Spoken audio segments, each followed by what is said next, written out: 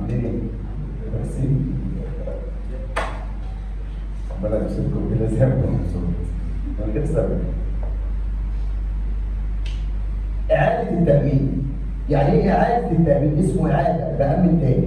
طب ما إحنا مأمنين؟ لا هنأمن تاني بره. طب الراجل بيدفع لك فلوس؟ لا أنا هاخد جزء وأطلع الباقي بره. طب أطلع الباقي بره ليه؟ علشان هو يجي يساعدني. بس اللي بيساعدني ده بيساعدني على قد قدراته. رحت انا شركه تامين جابتوني وقال لي انا عايز امن على حياتي واشتري من عندك وثيقه ب 100000 جنيه، اشتري من عندك وثيقه بكام؟ ب 100000 جنيه، بس استلمت هنا دلوقتي وثيقه بتاع التامين بمبلغ 100000 جنيه. جالي واحد اسمه توني قال لي انا عايز امن على حياتي ب 100000 جنيه، قلت له ما عنديش اي مشكله، مع ان انا اصلا ما بامنش على الحياه، ده انا شركه تامين سيارات. بس قلت له مش مشكله، هعمل لك على حياتك ب 100000 جنيه روح انت ويحصل لك حاجه تديني ايه؟ رنه. رحت انا واخد ال 100000 جنيه وطالع على شركه بدران. فاقول له يا عم بدران الوثيقه دلوقتي ب 100000 جنيه وجالي عميل وانا ما بشتغلش في المجال ده.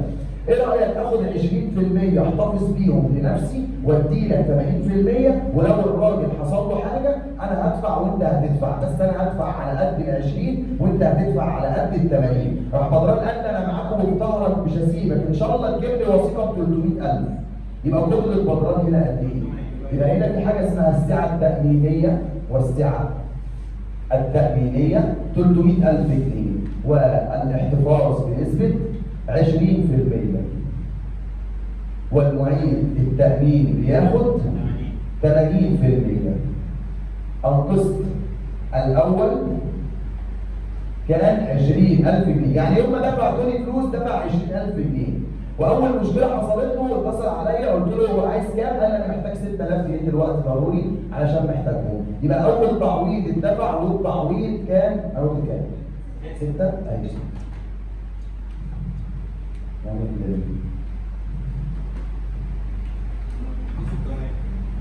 6000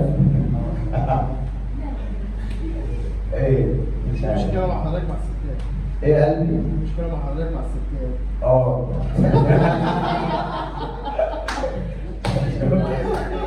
مش فاضي والله، دي مش هتبقى ده غير اللي راح في السنتر. صح.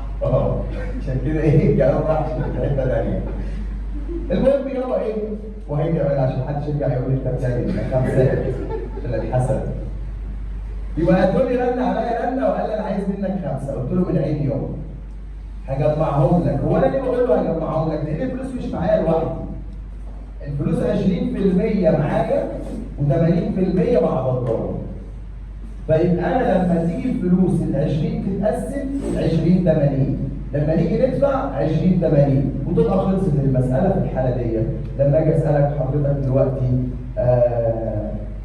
نصيب او التامين نفسه، اشوف الوثيقه بكام؟ الوثيقه عامله 100. طيب والساعه بكام؟ 300. انا دايما بشتغل بالمبلغ الاقل. خلاص؟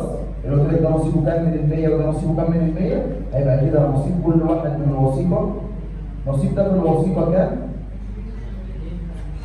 ونصيب المعيد في الوثيقه كام؟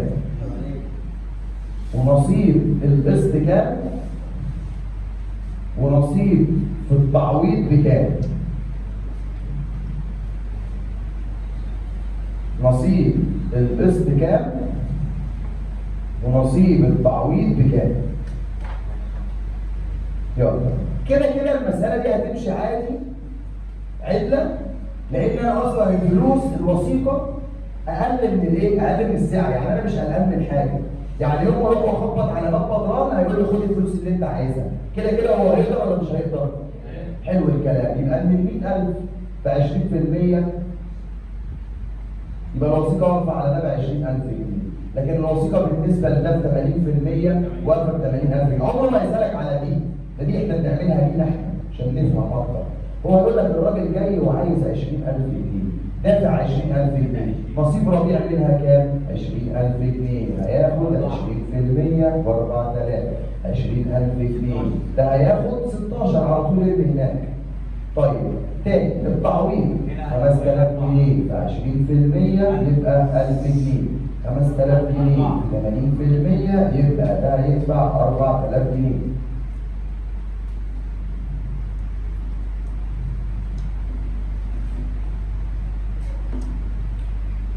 خلصت. تعالوا نروح الجنب التاني. لو كانت الوثيقة بتاعت التأمين 100,000 جنيه والسعة التأمينية لبدران قال لي أنا معاك يا ربيع لحد 50,000 جنيه، قلت له ده أنا كنت هحتفظ ب 20% و80%، قال لي اعمل اللي أنت عايزه بس اشتغل على 50 لأن أنا مش هقدر على 100. هو قال لي أنا معاك وقد الدنيا بس لحد إيه؟ ال 50. يبقى أنا كده لما أروح له بوثيقة ب 100,000 جنيه يقول لي لا لا لا اسم الوثيقة نصين. النص ده شوف حد يشارك فيه وروح لحد تاني بعيد عني يجيب معاه التأمين، والنص ده انا معاك فيه. قلت له طب النص ده انا اخد منه 20% والنص ده انت تاخد منه 80%. الراجل عايز 20,000 جنيه من الوثيقه كلها، قال لي انا لما قلت لك انا معاك في النص يبقى في النص كل حاجه، هو قال لك انا الساعه التأمينيه نص الوثيقه. يبقى في الحاله دي لو قال لك ان في تعويض دلوقتي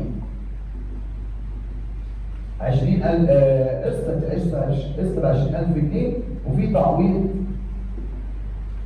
بخمسة، مش هنشتغل على 20 ولا هنشتغل على 5، هنضربهم في النسبة في نسبة القدرة أو السعة في نسبة المدفوع. قول يا دكتور. حلو، أنا وقفت بلساني كده خليته رد اللي هو سيبنا ده منطقها. طيب بص يا ريس، بالنسبة للقسط أو التعويض في حالة إن السعة كانت أقل هتروح تجيب القسط أو التعويض اللي هو يقول لك عليه تضربه في السعة على المبلغ في النسبة. 20,000 جنيه قدرتك 50%، نسبتك 80%، 5,000 جنيه قدرتك 50%، 80% تطلع 2,000 جنيه. بص زمان لما انت قلت لي انا معاك وبدارك مش هسيبك اديتنا 4 بس عشان انت مش قادر ومعاك النص اديتني النص 2,000. بص عشان انت قلت لي انا معاك اي رقم انت عايزه اديتني 16 بس عشان انت مش قد الوثيقه كلها تقد نصها اديتني 8. خلصت المساله. صعب العمل كله بتاع الماده معاك اهو. فاضل مساله واحده بتاعت الخطوط وخلاص على كده. يلا اقفل يا محمد.